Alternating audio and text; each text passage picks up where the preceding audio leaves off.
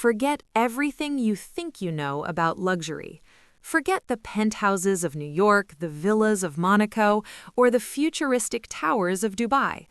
In the Philippines, the world of the ultra-wealthy operates on a different plane entirely, a realm of unimaginable privacy, staggering scale, and a culture of opulence so profound it rewrites the rulebook. This isn't just about having money, it's about creating entirely separate universes behind guarded gates, where the daily life of a billionaire resembles a cross between a royal court, a five-star resort, and a sovereign state. The term Colafeta might be a playful local twist on lifestyle, but what it represents is deadly serious. A fusion of old-world dynasty building and new-age tech-fueled extravagance that is uniquely Filipino. To step into these neighborhoods is to understand that here, the billionaires don't just buy houses, they buy mountains, coastlines, and entire ways of life. Let's start with the geography of Filipino elite power. The epicenter is, unquestionably, Forbes Park in Makati City. Established in the 1950s, this isn't a neighborhood, it's a declaration. It was the first major planned elite enclave in the country, named after the American publisher, and it set the template. Winding, tree-lined streets bear names like Cambridge, Oxford, and Edinburgh, speaking to colonial-era aspirations, but the homes are pure, unadulterated power. We're not talking about McMansions, we're talking about sprawling 2 to 3 acre compounds behind high walls topped with electric fencing and monitored by private security forces that rival a small police unit. The architecture is a global tour. Imposing Spanish Mediterranean villas with terracotta roofs and grand courtyards sit next to minimalist Japanese-inspired estates with koi ponds and zen gardens, which are across the street from ultra-modern fortresses of glass and steel with helipads on the roof.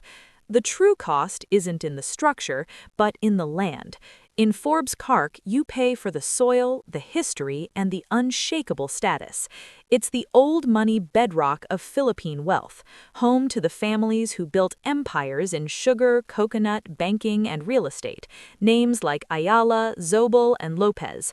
Life here is regulated by a strict homeowners association rulebook that dictates everything from the shade of your gate to the species of your hedge. Privacy is the ultimate currency, and it is absolute.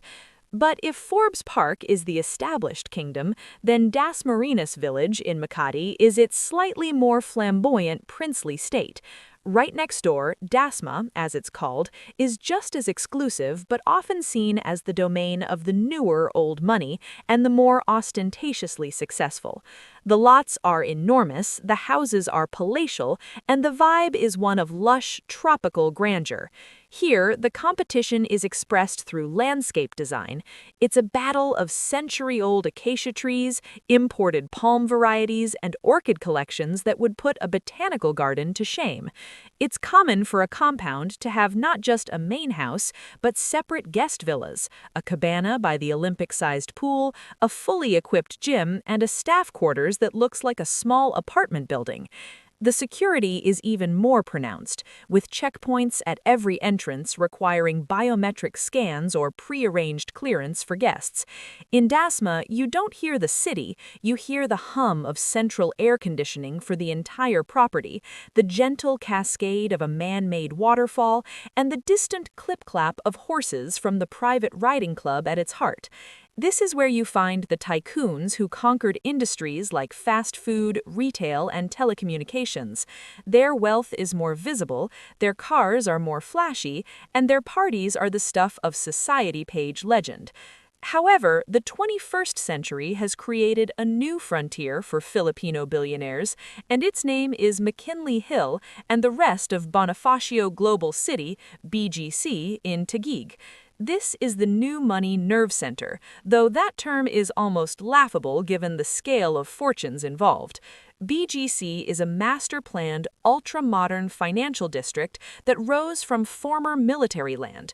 Here, the billionaire lifestyle goes vertical and high-tech. The pinnacle is represented not by sprawling villas, but by multi-floor penthouse apartments in towers like the Shangri-La at the Fort or One Bonifacio High Street. These are not mere apartments, they are sky mansions. A single unit can span an entire floor, 5,000 square feet or more, with floor-to-ceiling bulletproof glass offering panoramic views of the metro, private elevator access, and a price tag that can hit several billion pesos. The lifestyle is about curated convenience and global connectivity. Below these towers are Michelin-starred restaurants, private members clubs, high-end art galleries, and flagship boutiques. The billionaires here are often from the worlds of finance, outsourcing, and especially technology and gaming. The Philippines has become a global powerhouse in online gaming, and the new generation billionaires who built this industry have poured their wealth into BGC's sleek, discreet, and hyper-secure towers. Their consumption is less about land and more about access, experiences, and digital security. They might own a fleet of luxury cars, but use a discreet car service. They might have a private jet on standby at nearby airports. Their wealth is liquid, global, and often more volatile than the land-based fortunes of Forbes Park. Yet, perhaps the most jaw-dropping expressions of wealth lie outside the chaotic capital. This is where the true next level begins. In Palm Heights in Alabang, Muntinlupa, you find a resort-style enclave so exclusive it makes Forbes Park look accessible. It's a gated community within a gated village, with its own private country club, golf course designed by legends, and man-made lakes. The estates are so vast that some have their own putting greens, tennis courts, and even small chapels. The sense of removal from the Philippines' reality is total. Then there's the island of Hamilo Coast in Nasugbu, Batangas, a sprawling 5,800-hectare master-planned sustainable coastal development by the SM Group. Here, billionaires don't buy houses, they buy coves. They build cliffside villas with private beaches, yacht docks, and marine sanctuaries in their front yard. This is where they entertain global business partners with a level of serene, natural luxury that no urban enclave can match. But the lifestyle, the Colafeta, is in the details. It's in the army of staff. A typical billionaire household will have a hierarchy that includes a major domo, head of house, a team of cooks, often specializing in different cuisines, round-the-clock security detail, drivers, nannies, gardeners, and personal assistants. It's a self-sustaining microeconomy. It's in the transportation. Beyond the fleets of armored Lexus LX 570s, Toyota Alfords, and Mercedes Maybachs, there is the proliferation of private helicopters. With Manila's traffic being the stuff of nightmares, the elite simply take to the skies. Helipads on rooftops in Forbes or BGC are common, allowing for a 5-minute commute to a business meeting or a 20-minute flight to a beach estate. It's in the education, with children attending the most exclusive international schools within the enclaves or being sent abroad from a young age. Ultimately, the billionaire neighborhoods of the Philippines represent a profound paradox. They are islands of unimaginable privilege in a sea of profound inequality. They are fortresses, both physical and social. To live there is to be insulated from the heat, the noise, the struggle, and the very texture of the country that generated the wealth. The lifestyle is a carefully engineered bubble of perfection, where every need is anticipated, every desire is fulfilled, and every potential threat is kept at bay by walls, gates, and an entire class of people dedicated to service. It is, by every definition, next level. It's a world where the word Colafeta isn't just about lifestyle, it's about the complete transcendence of ordinary reality, a daily life so calibrated for ease, power, and pleasure that it exists almost in a different dimension, just a fingerprint scan away from the rest of Manila. If the mansions and penthouses are the glittering facade of the Philippine billionaire lifestyle, then the unseen world of security protocols, domestic armies, and logistical orchestration is the reinforced concrete foundation. This isn't about a few guards at a gate. It's about constructing a parallel reality where risk is engineered to near zero, and every minute of the day is optimized for comfort, privacy, and control. The true measure of elite status here isn't the brand of your car, but the sophistication of the bubble you've built to live in. To understand this is to pull back the curtain on a daily existence that operates with the precision of a special forces operation and the luxury of a royal household. Let's start with the first layer. Perimeter security. In enclaves like Forbes Park or Dasmariñas, the Village Association's security is just the outer ring, a formidable one with 24/7 roving patrols, license plate recognition at every entrance, and a total ban on through traffic. But for the billionaire resident, this is merely the neighborhood watch. The real fortress begins at their own property line. Walls are not just high, they are architectural statements embedded with motion sensors, seismic detectors to sense digging, and pan-tilt-zoom CCTV cameras with night vision and AI-powered analytics that can distinguish a stray cat from a human intruder. The gates are motorized slabs of bomb-resistant steel or bulletproof glass, often with a man-trap system, a double gate entry where a visitor's car is fully scanned in a secure vestibule before the inner gate opens. It's common to see innocuous-looking trees along the perimeter whose trunks hide discrete biometric scanners for authorized personnel. Inside the compound, security personnel are omnipotent but invisible. They are not the sleepy guards you see elsewhere. They are often ex-military, ex-police special forces, or graduates of elite private security academies.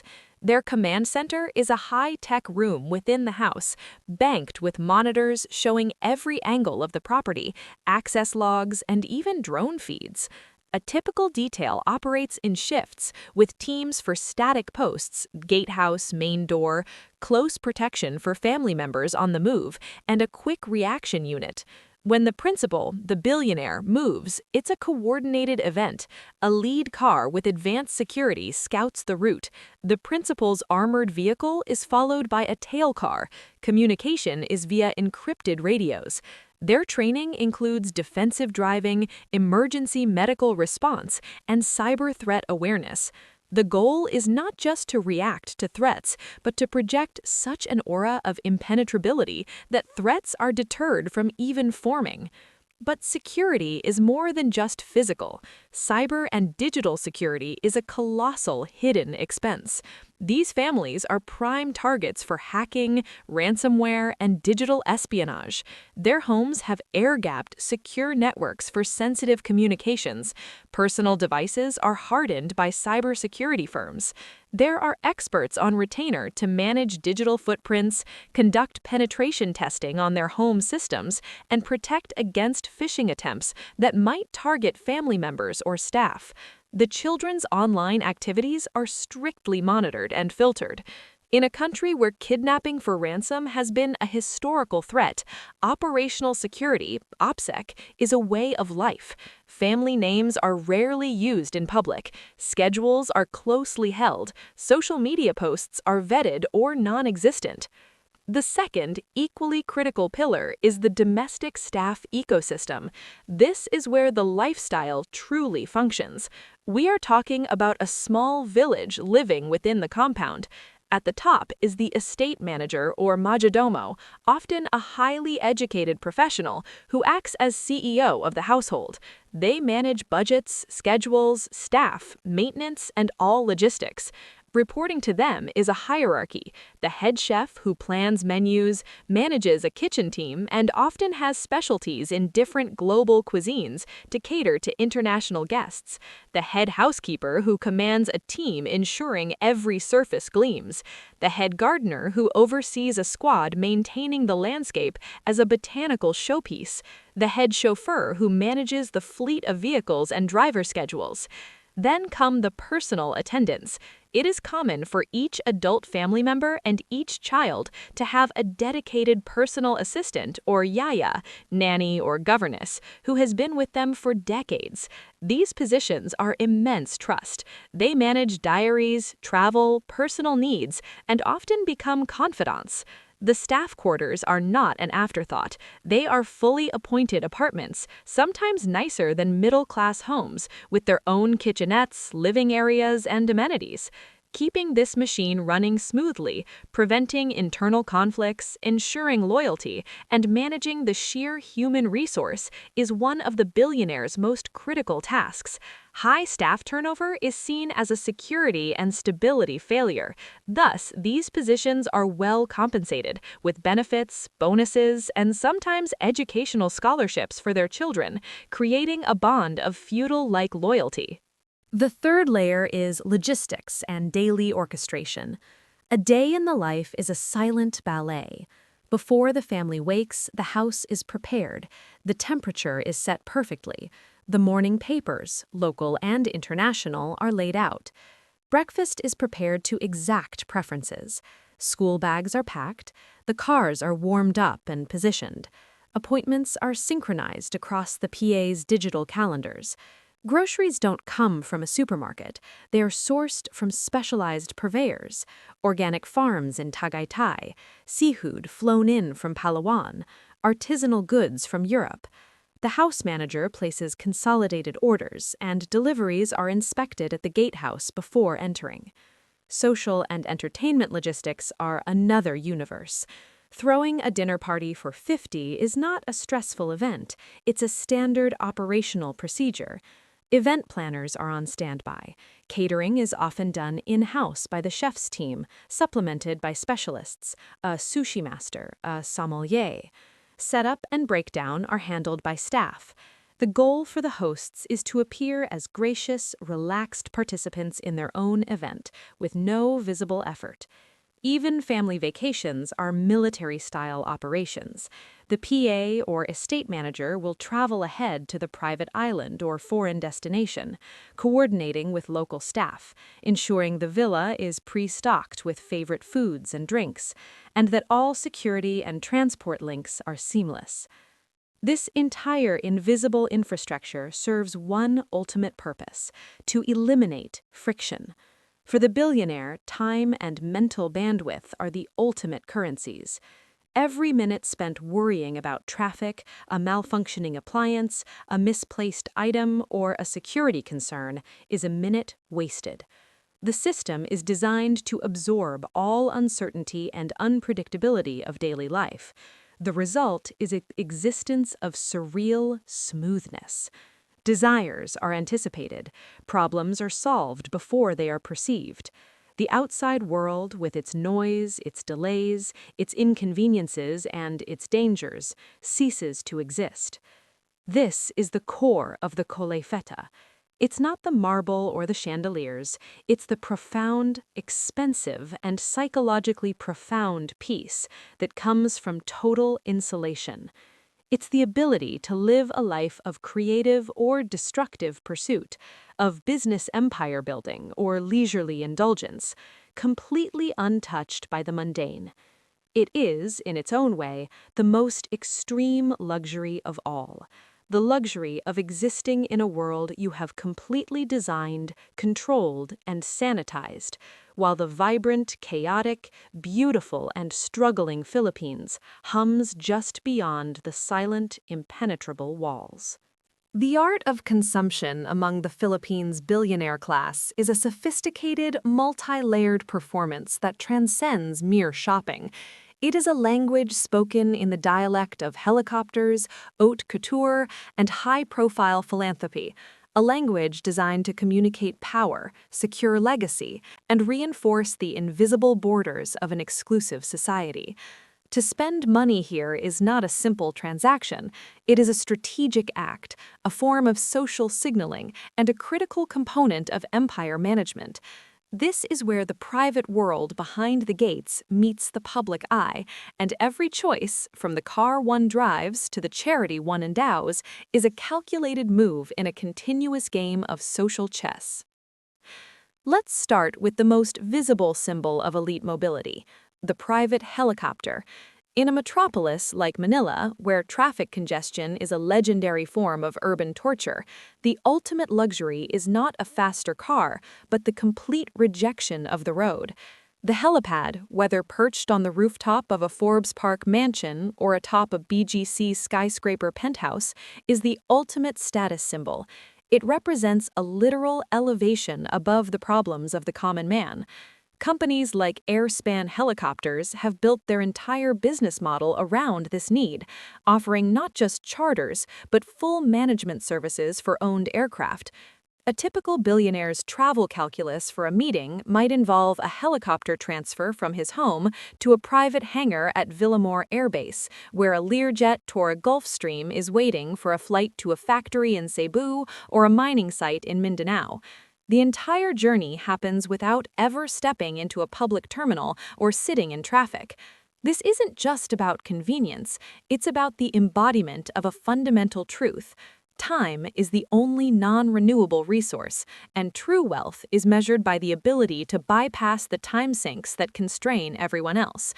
The sight and sound of a helicopter descending into a leafy enclave is a daily auditory reminder to all residents of who commands the skies. On the ground, the vehicle fleet tells its own story. The ubiquitous armor-plated Toyota Alphard or Lexus LX is the daily workhorse, discreet, safe, and spacious. But the garages hold more expressive treasures. Collections often include the full suite of European supercars, Ferraris for passion, Lamborghinis for audacity, Rolls-Royces for old-world majesty.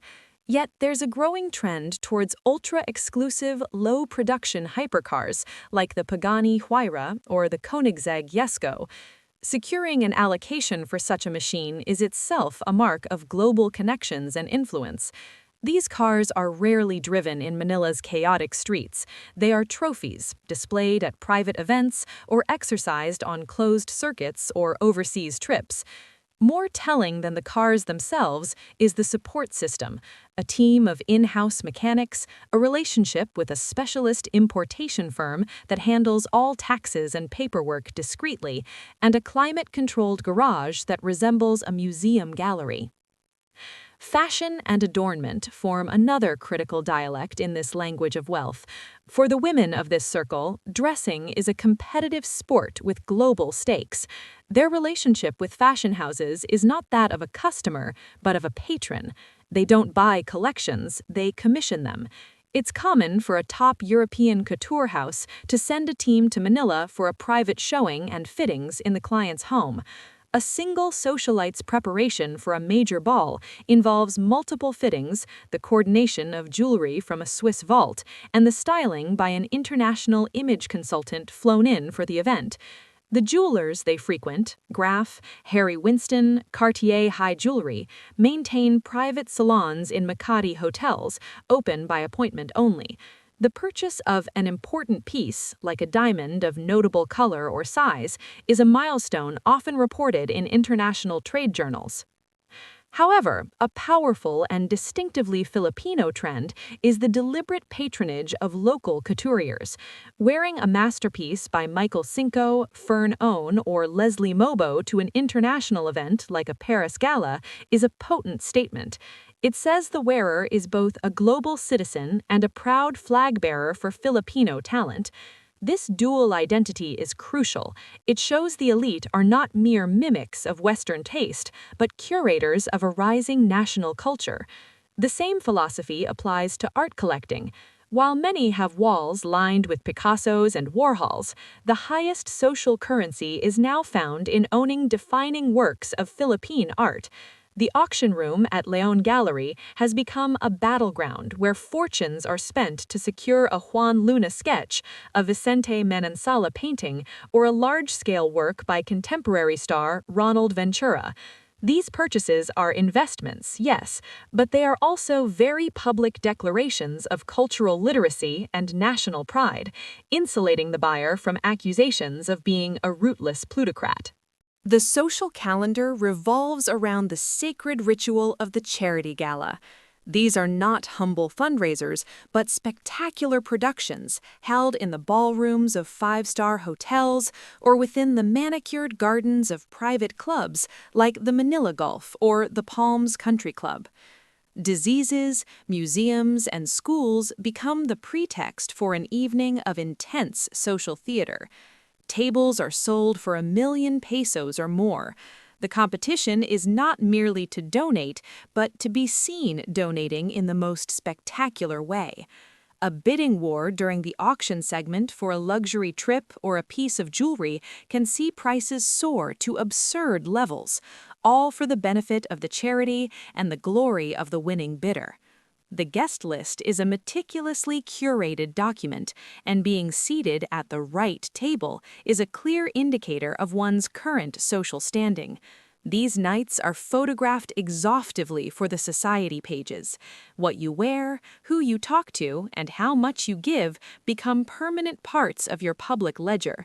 It is where reputations are made, business alliances are whispered into existence, and the hierarchies of the elite are silently reaffirmed. Philanthropy, however, extends far beyond the glitter of the gala. The serious work of legacy building happens through the family foundation. Every major dynasty has one: the Ayala Foundation, the SM Foundation, the Gokue Brothers Foundation. These are professionally run organizations that engage in systemic change, building schools, funding scientific research, providing disaster relief on a massive scale. For the newer billionaires from tech and gaming, establishing a robust foundation is a non-negotiable step in their social ascent. It is a mechanism to sanitize wealth that might be viewed as speculative or controversial, and to embed the family name into the nation's social infrastructure. A building at a top university, a wing at the National Museum, a fully equipped hospital in a remote province. These are the physical, enduring monuments that outlive business cycles and gossip. Finally, the most intimate consumption is in the domains of health and education. Children are educated in rarefied bubbles, either at the ultra-exclusive international schools within the enclaves or at elite institutions abroad. This is an investment in social capital for the next generation, ensuring they inherit not just wealth, but the network and worldview to protect it. Healthcare is privatized to an extreme degree. While the country has excellent doctors, the elite use a system of concierge medicine. Their physicians are on retainer, available 24/7 for house calls. For complex procedures, the default is to travel to premier hospitals in Singapore, the United States, or Germany. This medical mobility underscores a final, stark truth. Their bodies, like their assets, are managed on a global scale, seeking the best protection money can buy anywhere in the world. In the end, the consumption patterns of the Philippine billionaire are a complex ecosystem of display and discretion, of global acquisition and local patronage. Every yacht bought, every painting auctioned, every school building funded is a word in the ongoing story they write about themselves. A story of unparalleled success, cultured refinement, and benevolent power.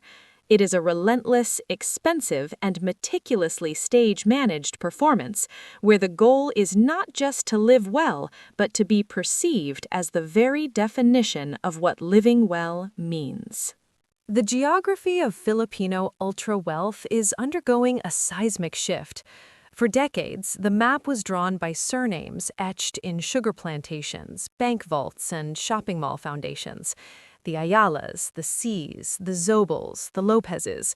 Their power was rooted in land, in bricks and mortar, and in patient, multi-generational empire building. But in the last 15 years, a new tectonic plate has collided with this old world. A new breed of billionaire has erupted from the digital ether, amassing fortunes at a velocity that defies traditional timelines. They are the tech founders, the online gaming magnates, and the crypto pioneers. Their wealth is not in hectares, but in data, not in physical rent, but in digital traffic, not in centuries-old brand equity, but in viral app-based adoption. And their way of life, their Colafeta, is a stark, disruptive contrast to the old guard's discreet grandeur. This is the story of how new money is reshaping the very definition of power and luxury in the Philippines. The most prominent arena for this new wealth is online gaming, specifically POGOs, Philippine offshore gaming operators, and their local ecosystem. While the industry is shrouded in controversy and political complexity, its financial output is undeniable. The magnates who built the major licensed operators and the service providers, from software to security to real estate, have generated staggering capital. This wealth is characterized by three things: its newness, its liquidity, and its opaqueness. Unlike old money tied up in long-term infrastructure, this money is often cash-rich and seeking immediate, tangible assets and experiences. This creates a different consumption psychology, one that is more impulsive, more visible, and less bound by the unspoken rules of traditional society. You see this first in their real estate choices.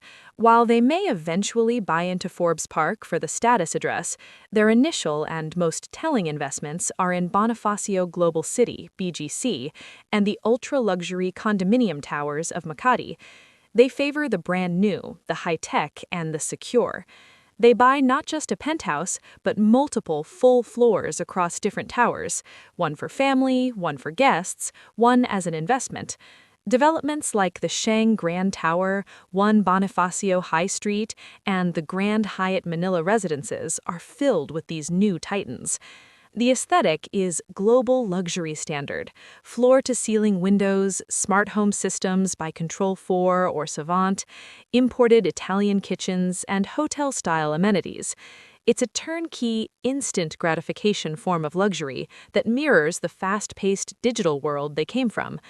They are also the primary drivers behind the demand for bunker-style, high-security super penthouses with private pools, panic rooms, and advanced air filtration systems, a reflection of both the perceived threats that come with their wealth and a desire for total control. Their approach to assets is radically different.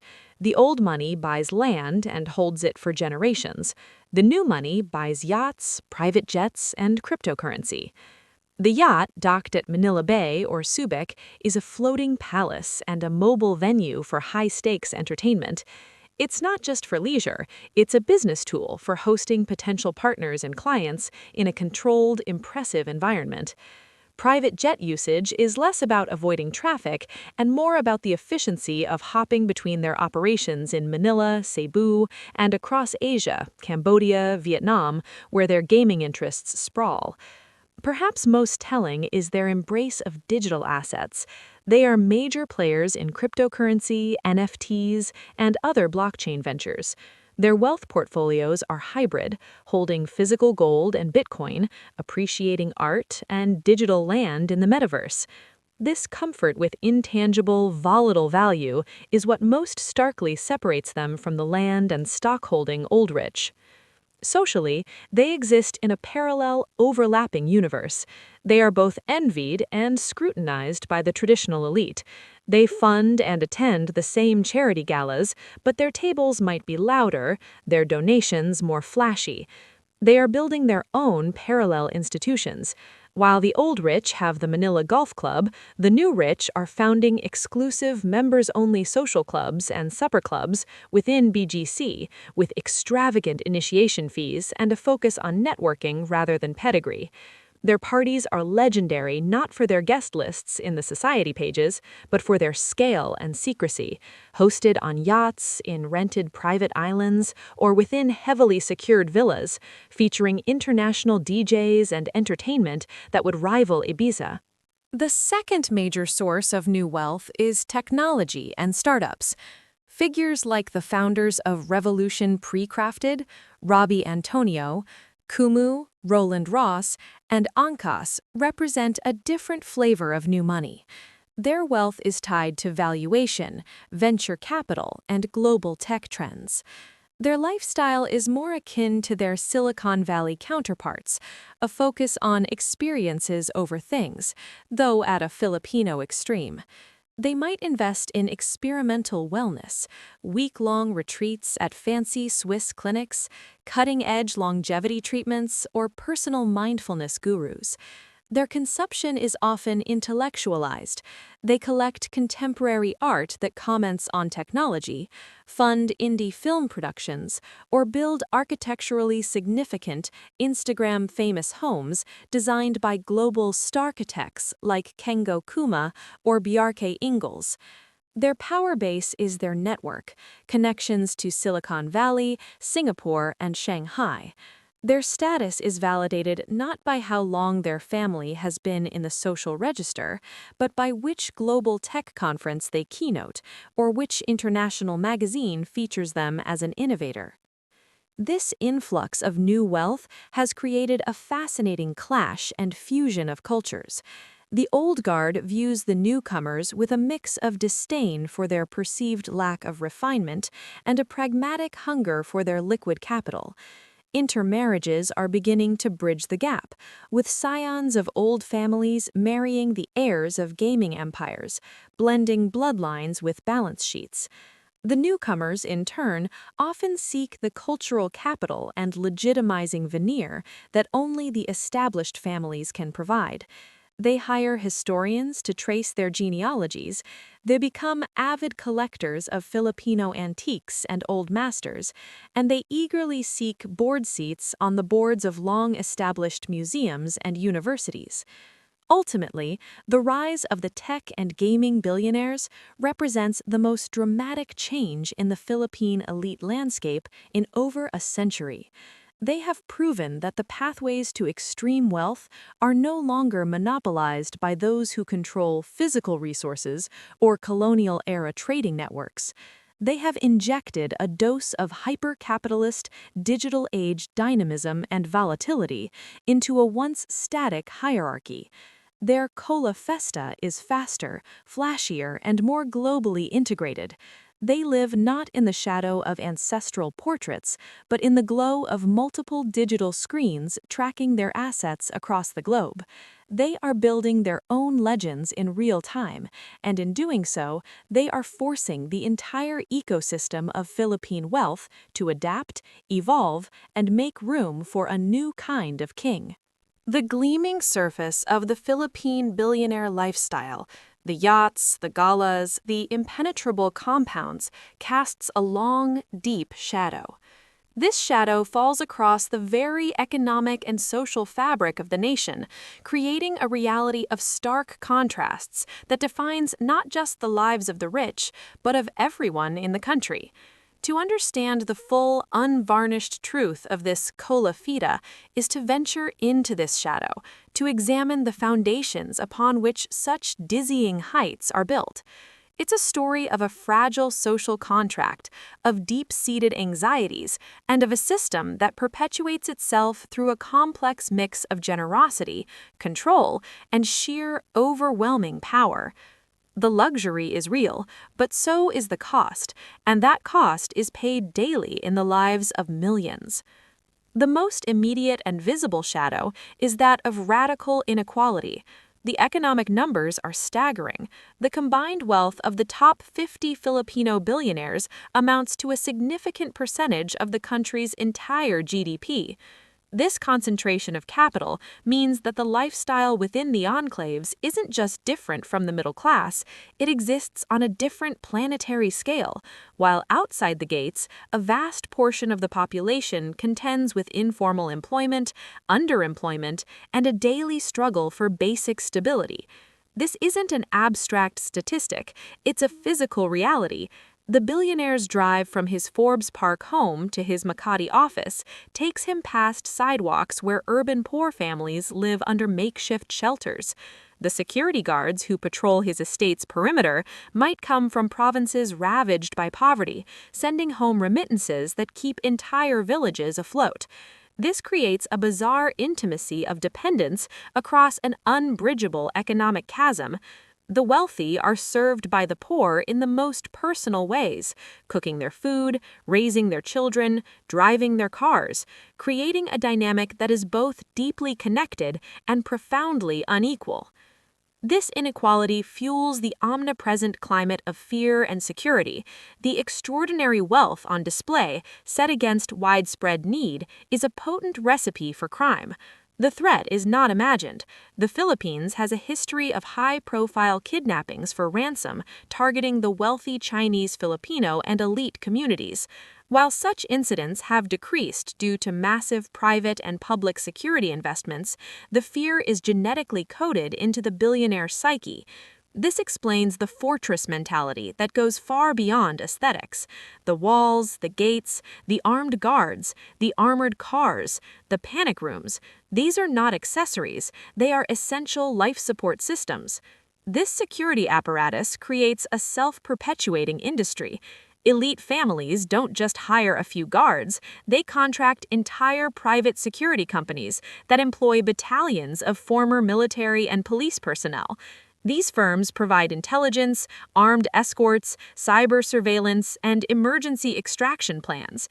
The billionaire's life becomes a series of secure movements between fortified nodes, home, office, club, airport, in a choreography designed to minimize exposure. The psychological toll is significant. They live with a paradoxical reality. They command immense economic power, yet they can feel like prisoners in their own paradise, constantly assessing threats and trusting very few people outside their innermost circle. The sources of some modern fortunes, particularly those linked to the online gaming, pogo, and cryptocurrency booms, add another layer of shadow, ethical ambiguity, and legal risk.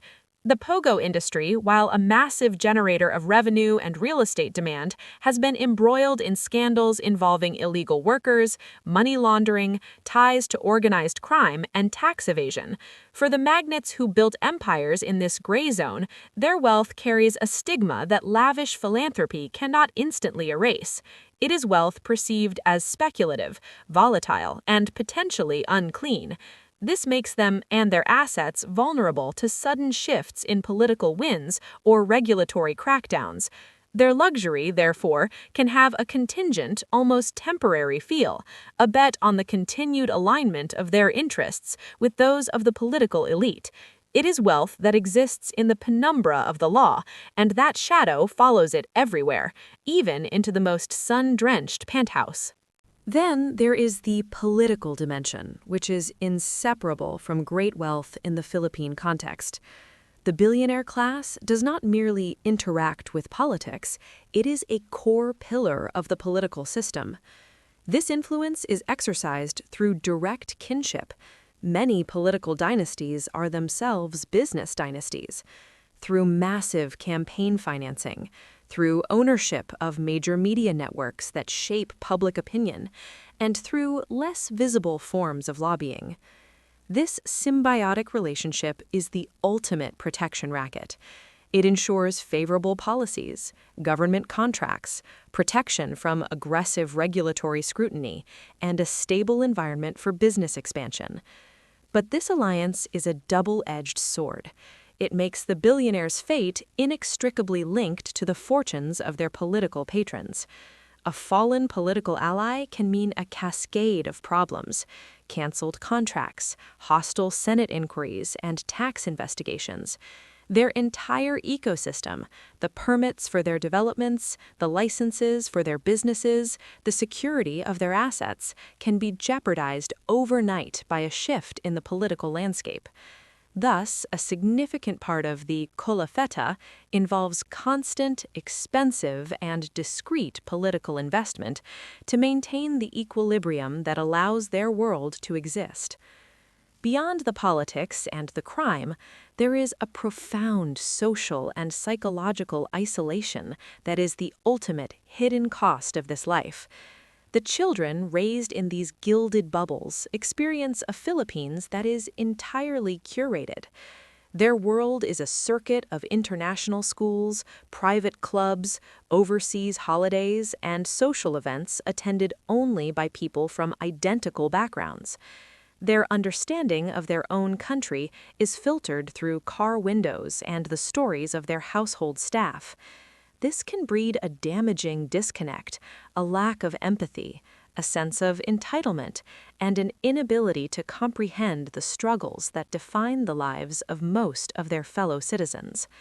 For the wealth creators, the patriarchs who built the empires, there is often a gnawing awareness of this gulf. It is a key driver behind many philanthropic efforts, which serve not only to do good, but to legitimize the fortune and educate the heirs about social responsibility. The charity gala, then, is not just a party, it is a ritual of atonement and a public lesson in noblesse oblige for the next generation. Finally, the entire edifice rests on a precarious social bargain. The unspoken agreement is this: the billionaires provide jobs, pay some taxes, fund charities, and drive economic growth. In return, society accepts their extraordinary privilege and the political influence that safeguards it. But this bargain is being stress-tested. The rise of social media has given a voice to public scrutiny and criticism. A growing middle class is more politically aware and less accepting of blatant inequality. Labor movements are becoming more organized. Environmental activists challenge the impact of big business. The billionaire class can no longer rely on passive acceptance. Their insulation, therefore, must now be actively defended, not just with walls and guns, but with narrative control, through sophisticated PR, corporate social responsibility programs, and a more careful cultivation of public image. The Colafeta must now prove its worth, its contribution, its essential role in the nation's progress. The shadow it casts is no longer just a passive byproduct, it is a strategic vulnerability that must be constantly managed. The future of this world of extreme wealth depends not on building higher walls, but on crafting a more compelling story, one that convinces a watching and increasingly questioning nation that such dazzling heights are somehow for the benefit of all. The story of extreme wealth in the Philippines is entering its most dramatic act yet. The old script, written in the language of gated compounds, fleet cars, and society page dominance, is being rewritten by a new generation of heirs, global pressures, and technological forces that make true secrecy almost impossible. The future of the billionaire Colafeta is no longer just about how high the walls are, but about what grows on them. It's not just about the size of the yacht, but about the carbon footprint it leaves behind. This final evolution is moving from pure, defiant opulence towards a more strategic, defensible, and self-aware form of privilege. The goal is no longer just to be rich, but to build a legacy that can withstand the scrutiny of a connected world and the existential threats of a changing planet. The most powerful force for this change is coming from inside the very homes it seeks to transform, the millennial and Gen Z heirs. These are not your traditional hacienderos or shopping mall tycoons in waiting. They are graduates of Wharton, London School of Economics, and Stanford. They have worked internships in Silicon Valley, volunteered with NGOs in Africa, and built their own startups, sometimes with family money, sometimes in defiant opposition to it. Their view of the family fortune is complex. They appreciate the comfort, but they are acutely aware of the inequality it represents and the environmental cost it often entails. This internal pressure is causing a seismic shift in how wealth is managed and justified. The traditional family office, focused on preserving capital through conservative, often traditional industries, is being pushed to adopt aggressive ESG, environmental, social, governance frameworks. This means the next billion pesos might not go into another mall, but into a green energy fund investing in solar farms across central Luzon, or a venture capital fund backing Filipino tech startups solving agricultural waste or financial inclusion. Their consumption habits reflect this shift. The ultimate status symbol for this cohort might be owning the first fully carbon-neutral, self-sustaining estate in the country, complete with a microgrid, water reclamation system, and a farm-to-table operation that supplies not just their home, but a high-end organic restaurant they fund in BGC. Philanthropy transforms from writing checks at galas to practicing impact investing, where they use their capital to generate both social good and financial returns, demanding data-driven results and scalable solutions. This generational shift is colliding head-on with the total erosion of privacy in the digital age. The discreet world their parents enjoyed, where reputation was managed by a few friendly society columnists, is gone. Today, every guest has a camera, every staff member has social media, and satellite imagery is available to anyone. A single viral TikTok video shot inside a party can expose the interior of a secretive mansion to millions. In response, a new industry of elite reputation management has bloomed.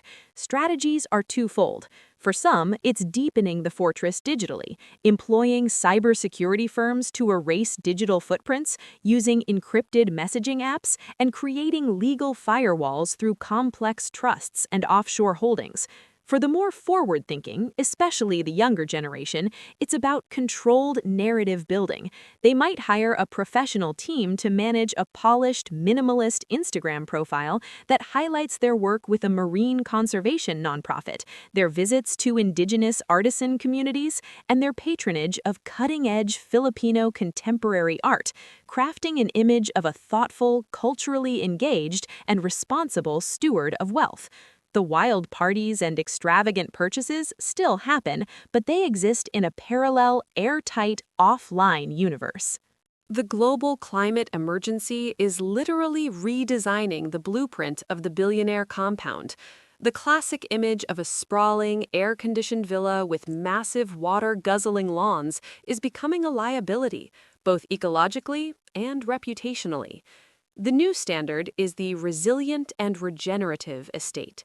Architects and engineers are now hired to design properties that are energy positive, generating more solar/wind power than they consume, and feeding the surplus back to the local grid for good PR. They feature gray water recycling systems, disaster-proof bunkers stocked for long-term survival, and biophilic design that blends the home into a restored natural landscape. Location is also shifting.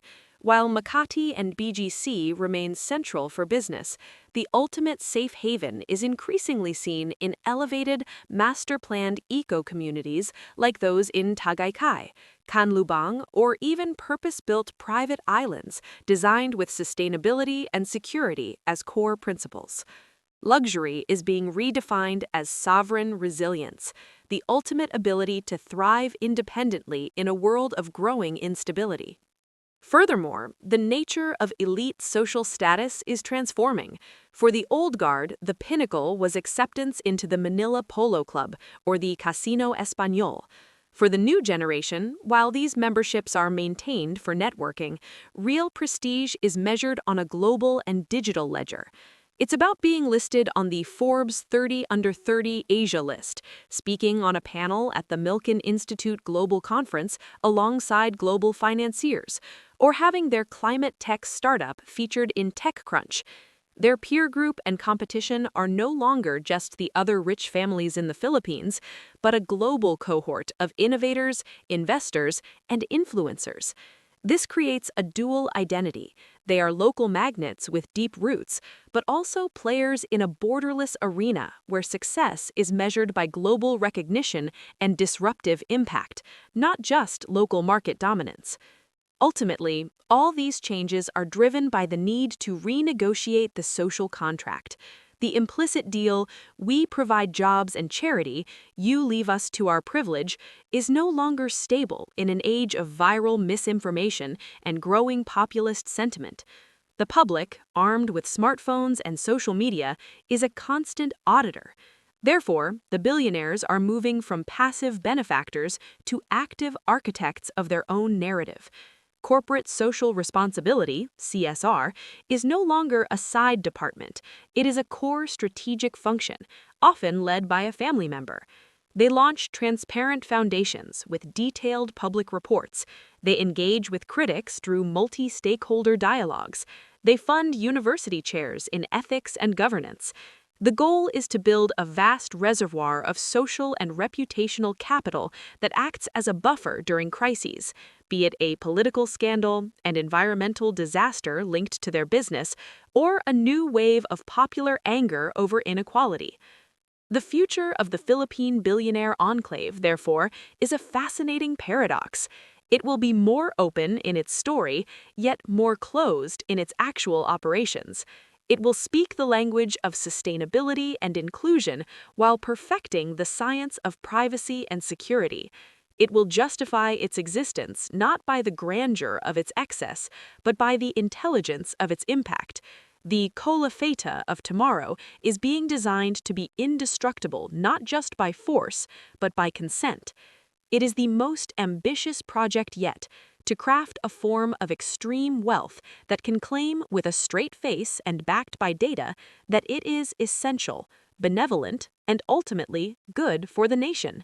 Whether the nation believes that story will be the defining drama of Philippine elite life for the next generation.